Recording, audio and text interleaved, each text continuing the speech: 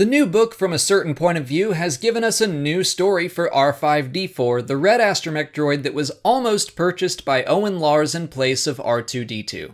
So, I figure this is a good time to talk about his story in both canon and legends, and even one non-canon story, and compare them all. Starting with the new canon story, R5 was on the Sandcrawler for 4 years before the events of A New Hope.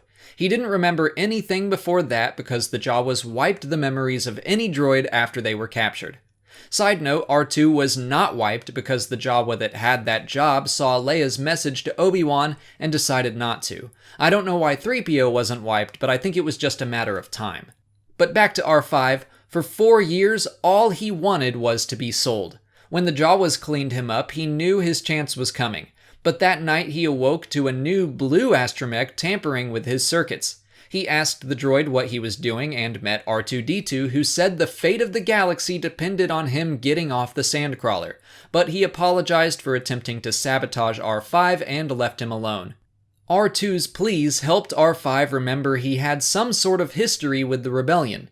When he was purchased, he decided to help R2 by faking an overload of his circuits. He recovered in the Sandcrawler and waited. He witnessed the deaths of the Jawas, and when the stormtroopers left, he too rolled out of the Sandcrawler and headed to the nearest settlement where they would surely welcome a free and loyal droid. In Legends, the R5 model was known for their malfunctions. R5-D4 specifically developed a bitter personality as he was bought and sold multiple times. Eventually, he found himself on the Sandcrawler, and this time around R2-D2 did successfully sabotage his motivator.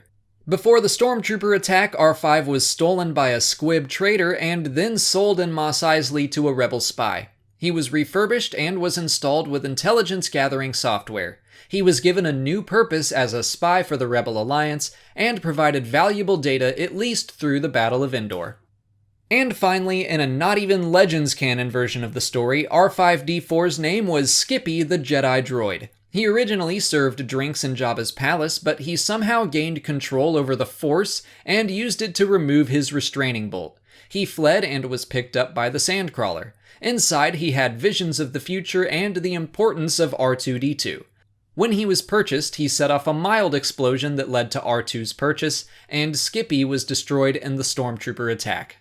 The new canon story shares some similarities with both the Legends and the completely non-canon tale.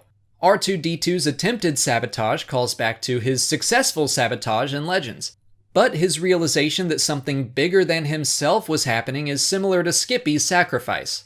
Of those 3 stories, the canon version is my favorite, painting R5 as a sympathetic character throughout, with a hopefully happy ending.